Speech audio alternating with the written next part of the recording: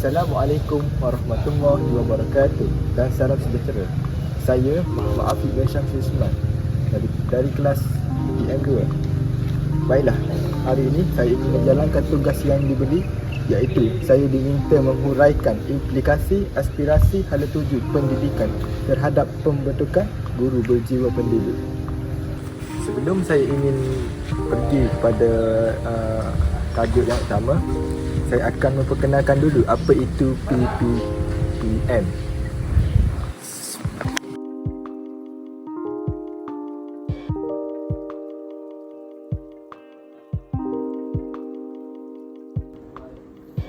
Apakah PPM? PPM merupakan Pelan Pembangunan Pendidikan Malaysia pada tahun 2013 hingga 2025. PPM merupakan cetusan ilham mantan Timbalan Perdana Menteri Malaysia, iaitu Merangkap Menteri Pendidikan Malaysia Tan Sri Muhyiddin Yassin.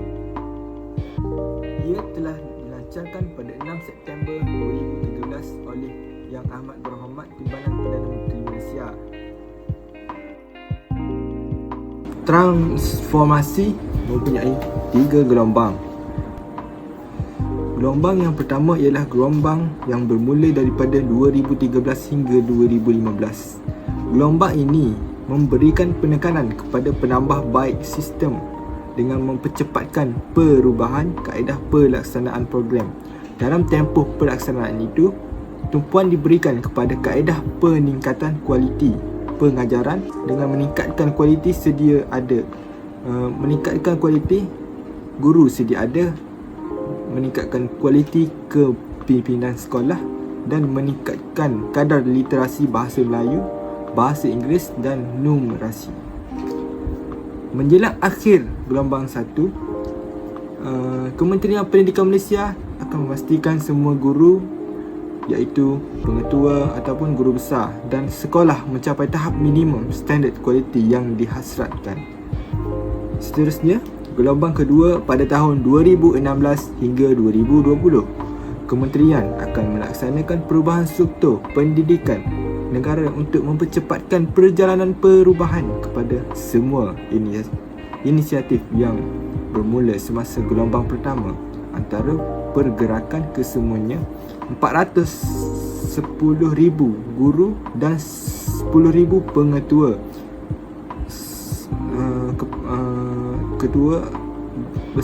kepada pakej kerjaya baru dan penstrukturan semula kementerian.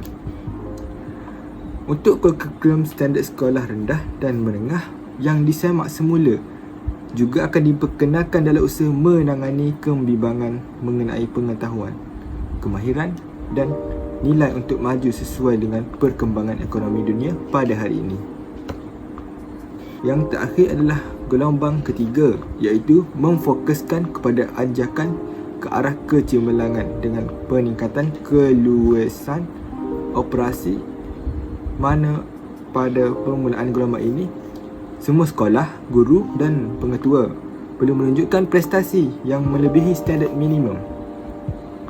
Kementerian juga akan menganjakkan kebanyakan sekolah kepada model pengurusan berasaskan sekolah dan pembangunan model kerjaya bersekolah berdasarkan inovasi pengajaran dalam usaha membangunkan sistem pengekalan kemajuan kendiri yang mampu untuk mencetuskan inovasi dan meningkatkan pencapaian yang lebih tinggi.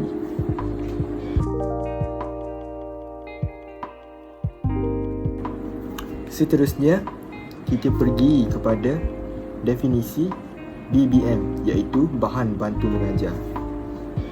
Bahan bantu mengajar ataupun dikenali sebagai BBM ataupun alat bantu mengajar ABM merupakan segala atau suatu kelengkapan yang digunakan oleh murid dan oleh guru dan murid untuk membantu menyampaikan pengajaran di bilik darjah. Bahan bantu mengajar bukan sahaja terhad kepada buku, teks, putih, kapur dan gambar-gambar sahaja, tetapi ia merangkumi semua aspek, iaitu pengajaran yang melibatkan semua panca indera apa sahaja yang dialami oleh para pelajar. Bahan bantu mengajar ini sangat penting dalam membantu guru dan murid dalam pengajaran dan pembelajaran. Seterusnya, alat bantu mengajar terdiri daripada bahan yang digunakan untuk bantu guru dan murid. Bahan ini diterbitkan dalam bentuk buku, carta, slide dan lain-lain. Seterusnya, bukan itu sahaja. Beliau turut membagikan alat bantu mengajar kepada 3 kumpulan, iaitu pendengaran, alat pandangan, alat pandang dengar. Oleh itu, alat bantu mengajar ini bukan sahaja tertumpu pada penglihatan, namun kepada semua aspek panca indera.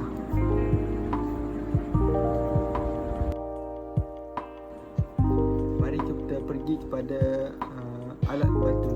contoh alat bantu mengajar pertama, iaitu alat bantu mengajar untuk bacaan mekanis. Saksikan. Kita pergi kepada aktiviti mekanis yang pertama, iaitu suku kata, puzzle suku kata, di mana kita perlu mencantumkan suku kata ini menjadi satu perkataan.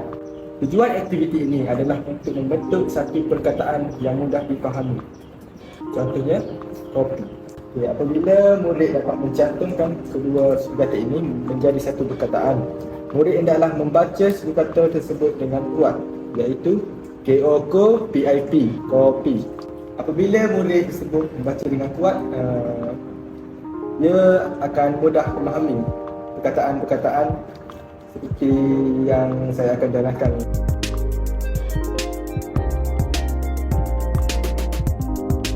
Dapat menarik minat murid kerana setiap perkataan atau suku kata yang saya tunjukkan di sini, dia sekali menggambar, mana akan lebih menarik lagi lah minat murid-murid. Dan setiap gambar yang menarik ni, kita tengok sendiri. Seterusnya, inilah contoh alat bantu mengajar saya yang kedua, iaitu untuk prabacaan.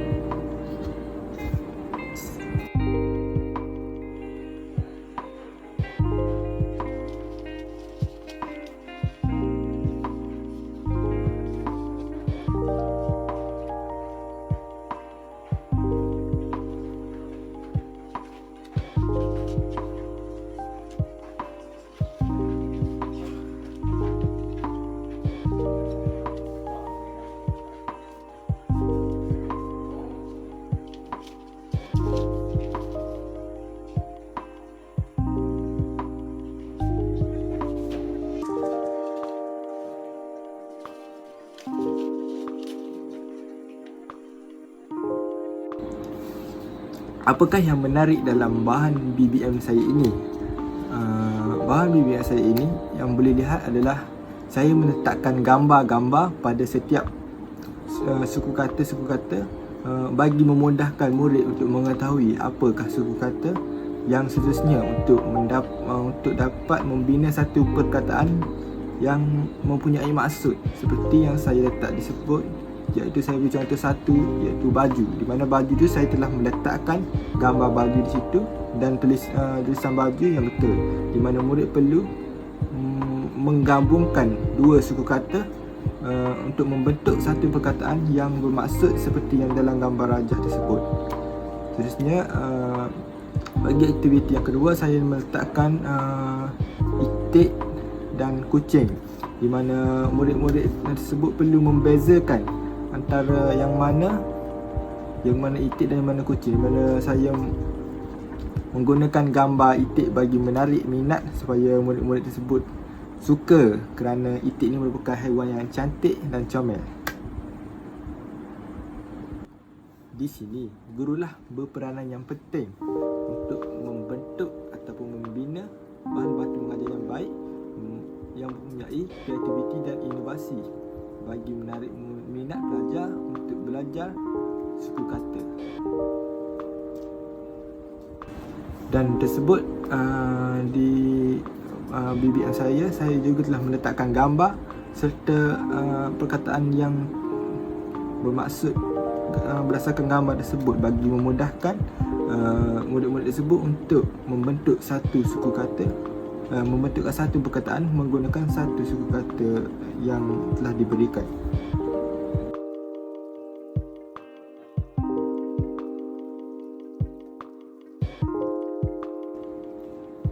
Baiklah, seterusnya kita pergi kepada ciri-ciri sasiah guru cemerlang. Di sini saya mengambil 5 contoh ciri-ciri sasiah guru cemerlang. Yang pertama, kecemerlangan peribadi. Kecemerlangan peribadi bagi seorang guru adalah mempunyai nilai yang berpositif, berakhlak mulia, adil, bertimbang rasa, bertanggungjawab, kemas, kreatif dan inovatif. Guru yang cemerlang dirinya sendiri adalah guru yang berdisiplin, boleh dikatakan sebagai guru yang berdisiplin serta mempunyai akhlak yang baik. Yang kedua iaitu kecemerlangan pengetahuan dan pemikiran. Ini merupakan guru yang mengamalkan budaya ilmu, iaitu di mana tempat yang dia berada dia mengikut situasi budaya yang di kawasan tersebut, yang mana guru ini berkebolehan untuk menyelesaikan masalah. Dia juga boleh membuat keputusan yang rasional dan serta objektif. Guru ini kadang-kadang digunakan untuk sebagai pakar rujuk dalam bidang masing-masing. Seterusnya yang ketiga adalah kecemerlangan komunikasi. Guru yang cemerlang dalam bidang komunikasi adalah suatu bidang. Terdapat 5 aspirasi pendidikan. Yang pertama iaitu akses. Yang kedua, kualiti. Yang ketiga, equity. Yang keempat, perpaduan. Dan yang kelima, kecekapan. Acah.